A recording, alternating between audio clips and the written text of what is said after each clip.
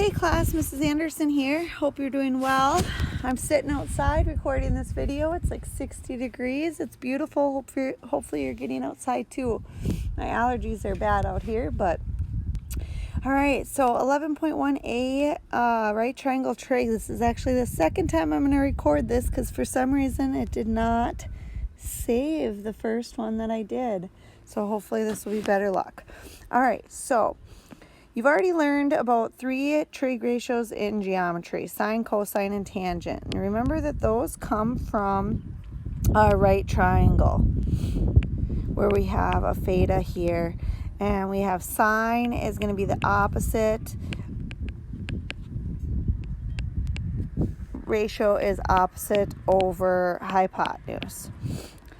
And we use SIN as abbreviation. Cosine is adjacent over hypotenuse. We use cosine, COS, for an abbreviation. And then tangent is opposite over adjacent. And we use TAN to represent that. So we use SOHCAHTOA to help us remember the definitions. Remember that SOHCAHTOA stands for sine opposite over hypotenuse, cosine adjacent over hypotenuse, and tangent is opposite over adjacent. So SOHCAHTOA. Hopefully you remember that from geometry. So trig ratios we use to find missing sides and angles of right triangles. Another useful tool you might remember is the Pythagoras Theorem. So remember, if you have a right triangle, the legs are sides like A and B. The hypotenuse is always the longest side, and we call that one C. The Pythagoras Theorem says that the sum of the legs squared equals the hypotenuse squared, or A squared plus B squared equals C squared. It tends to be a very useful formula when finding missing side lengths, and we can also use trig ratios to do that too, which you'll see. The three new ratios that you're going to learn in this unit are the cosecant, secant, and tangent, and they're the reciprocals of the original trig functions. So cosecant is the reciprocal of sine, and by reciprocal I mean that if sine was opposite over hypotenuse, cosecant is hypotenuse over opposite. Secant is the reciprocal of cosine, and so cosine is adjacent over hypotenuse, so secant is hypotenuse over adjacent. And cotangent goes with tangent. Tangent. That's the easiest one to remember. And tangent is opposite over adjacent, so cotangent is adjacent over opposite. And then we use the abbreviation CSC for cosecant, SCC for secant, and COT for cotangent. If you want to calculate these trig functions in a calculator, if you want to find like the secant, for example, of an angle, you need to type in 1 divided by that angle in your calculator, 1 divided by cosine of that angle. And the other ones work very similarly. So let's recap. Let's recap that. I'm recording a video, Mia, okay? It's beautiful. All right, so if your angle is here, the side across from it is the opposite side. Opposite means across. Adjacent means next to or touching, so the adjacent side is touching. And the hypotenuse is always directly across from the right angle, and it's always the largest side. So sine of theta is opposite over hypotenuse. Now the cosecant is the reciprocal of sine, so hypotenuse over opposite. Cosine is adjacent over hypotenuse, and secant is hypotenuse over adjacent. Tangent is opposite over adjacent, and cotangent is adjacent over opposite. Remember, you can use SOHCAHTOA to help you remember that. Sine is opposite over hypotenuse, cosine adjacent over hypotenuse, and tangent opposite over adjacent. These ones do line up nicely where they are going with their reciprocals, but it's not always the case, especially in the homework. They are all mixed up, so make sure you pay attention to that when answering the questions. So let's evaluate the 6 trig functions using this right triangle. It's given all 3 side lengths. Since my theta is up in the corner up here, the side across from it is the opposite. Next to it is adjacent, and the side across from the right angle is the hypotenuse. So, ka, toa. Sine would be opposite over hypotenuse, so 12 over 13. Cosecant is the reciprocal of that, so 13 over 12. Cosine is adjacent over hypotenuse, so 5 over 13. Secant is 13 over 5, the reciprocal of the cosine. Tangent is opposite over adjacent, so 12 over 5. Cotangent is adjacent over opposite, so 5 over 12. All right. Then you can use, if they can be reduced, make sure you reduce them. So like if I said it was 12 over 14, I'd want you to say, okay, that's equal to 6 over 7. You can just leave it as improper fractions like the 12 over 5. That's fine as long as it can't be reduced. Don't write it as a mixed number. Leave it as a ratio improper fraction form. All right. Evaluate the 6 trig functions of the theta. Notice that this time we are not given the hypotenuse. We do not know this side here. So we need to use Pythagoras Theorem. If I have side lengths A and B, and it doesn't matter which side is A and which side is B for the Pythagoras Theorem, but you have to have the bigger side as always the C, what it's equal to. So the Pythagoras Theorem says A squared plus B squared equals C squared. So 10 squared plus 5 squared equals C squared. So that's 100 plus 25 equals C squared. So 125 equals C squared. Square root both sides. I know that's not a perfect square, but it is 25 times 5. And that is 5 times 5. So I can take out 1 5. So C is going to be equal to 5 square roots of 5. All right, my theta is up here. So this is my opposite side, my adjacent side, and my hypotenuse. So then my toa, I have sine will be opposite over hypotenuse. So 10 over, and my hypotenuse was 5 square roots of 5. 10 over 5 square roots of 5. Now I have to reduce that, and I have to reduce it more than one way. So first, 10 over 5 square roots of 5, I can reduce the coefficients. 10 over 5 reduces to 2 over 1. So 2 over 1 square root of 5. Then you need to rationalize it, which means you need to multiply by the square root of 5 on both the top and bottom. So I get 2 square roots of 5 over 5 would be my final answer for that. Let's see. Still recording. Locked me out last time. Glitched up here. Okay. We're good still. Just a little glitch. So final answer for this one, would be 2 over the square root of 5. I'm sorry.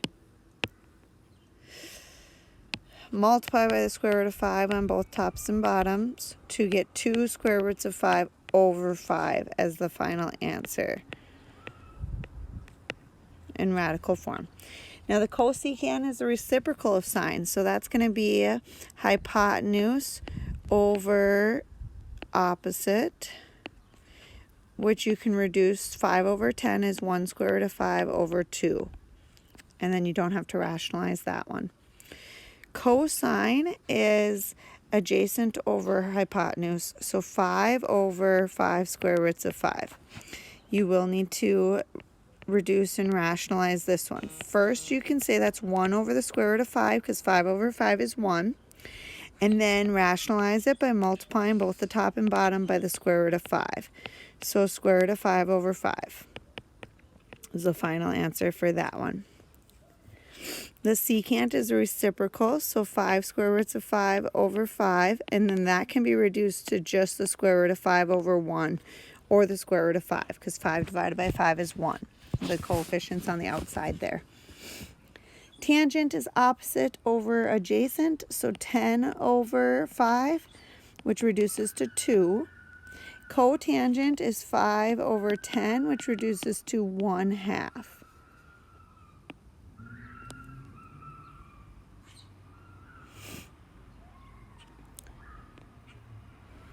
All right, solving a right triangle, finding all missing lengths and angle measurements of the right triangle.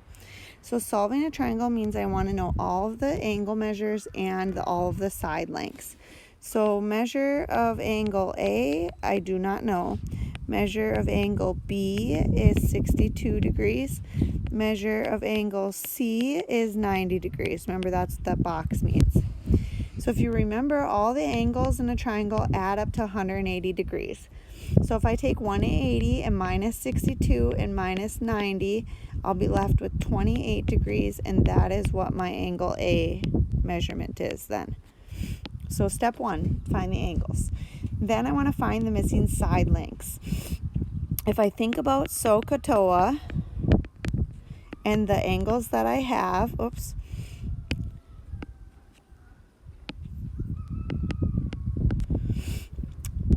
I can use, if I use angle 62, then I have opposite and I'm given the adjacent side. So I can use tangent of 62 degrees is equal to B over 6. So I kind of thought about that in advance because I wanted the 6 to be in the denominator of my ratio, because then I can multiply both sides by 6. Can go on the side in the swing? Yep, go play. Look at my purple pants. Yep, they look great. Okay, sorry about that. So finding B then, multiplying by 6. One thing you do have to make sure of is that your calculator is in degree mode. So if you click the little wrench, you have to make sure it's in degree mode. So degrees. Then it's 6 times, and under functions, you'll find tangent of 62. So 11.28 would be my side length B. Now you can use the Pythagorean theorem from there if you'd like, or you can set up another trig ratio. So let's just use the 62 degrees again. So this time I want to find the hypotenuse. I always use the side length that they're given to me because then I know I'm going to get the most exact answer. So they're giving me the adjacent side, and then I need to find the hypotenuse. The trig function that uses adjacent and hypotenuse is cosine. So cosine of 62 degrees is equal to adjacent over hypotenuse. This time you do have 2 steps to solve. So you have to multiply by C on both sides to get rid of that. And then I get C times the cosine of 62 equals 6. Then to get C by itself, you need to divide both sides by cosine of 62. So C equals, so open this back up. I'm just going to double check, make sure it's still in degrees. 6 divided by the cosine of 62 degrees is 12.78. So that is my C. And then I've solved for side lengths B and C and measure of angle A, so I'm done. Now, example 6 uses I have to find missing angles, only given it's a right triangle. So first thing I would do is solve for the missing side length using the Pythagorean theorem. So a squared plus b squared equals c squared. So 11 squared plus 18 squared equals c squared. So that's 121 plus 324 is c squared. I better double check that. 18 squared is 324. Okay, so then that would be 445 would be c squared. Square root both sides. And the square root of 445 is approximately 21.09. Actually, you'd round that up to 21.10. 445 can be divided by 5. And then 89, it's not divisible by 2 or 3 or 4 or 5 or 6 or 8 or 9. So I don't think it can be broken down any further. So you can either leave it as an exact answer, square root of 445, or the decimal approximation of 21.10. All right, so now to find the missing side lengths. So let's say that we call the first angle theta is P. Then you want to use the sides that you're given. So this would be the opposite and the adjacent side. If you're given the opposite and adjacent, you need to use tangent. So tangent of theta is equal to 18 over 11. Now, if you remember how inverse functions work, you switch the domain and range of the inverse. So to find this theta, you have to actually do tangent, inverse tangent of 18 over 11, and that will give you the theta measurement. So you'll see that button in here. If you do tangent functions, tangent to the -1, 18 over 11. You see that's 58.57 degrees. Now you could just take that and add it with 90 and subtract that from, we'll just round that up to 58.6 degrees. And then round that, or take that away from 180 with the 90 and get your other angle. Or you could say, all right, let's do, this one is theta now. So that switches. This is my opposite side and this is my adjacent side. So then this time, tangent of that theta is 11 over 18. So if you want to switch the input and output, you do the inverse of 18 over 11. So tangent, inverse tangent of 18 over 11 is, oops, I meant 11 over 18 this time. And we'll get 31.4 degrees. And if we added 31.4, 58.6, and 90, you'd see it equals 180. So that's how we find that one. All right, I got a couple more, but they are quick. So using the calculator to evaluate. Number one thing when using the calculator is to make sure you're in degree mode if you're putting degrees in. Under functions, you find cosine. Each calculator might have it in a different place, but 7986. Tangent of 12 is 0.2126. Okay, to find secant, you have to remember that secant is the reciprocal of cosine. 1 over cosine of 54. 1 minute, honey. So 1 divided by cosine of 54 degrees is 1.7013. I did notice that there's buttons on the side here that, but I'm not sure what those are for. I tried doing secant, the secant button of 54, but notice it's not the same thing, so that is not used for the inverse. Cotangent would be 1 over tangent of 72. So 1 divided by tangent of 72 degrees would give you 0.3249. All right, last one. You measure a flagpole, you stand 20 feet from the base of the pole. Angle of elevation from the point on the ground to the top of the pole is 65 degrees. Find the height of the pole. So you got a flag here. It says you're standing 20 feet away from it. assuming that the ground and the flagpole meet at a 90-degree angle. Angle of elevation would be right here, 65 degrees. How tall is the pole? So considering this model, we're looking at the opposite side and the adjacent side. And we need to use tangent then, because tangent deals with opposite over adjacent. So tangent of 65 degrees equals x over 20. Then I can solve this equation by multiplying both sides by 20. And you're going to get 20 times the tangent of 65 equals 42.89. So you could say the flagpole is approximately 43 feet tall, or more exactly 42.89 feet. Okay, thanks so much for watching. Have a great rest of your day.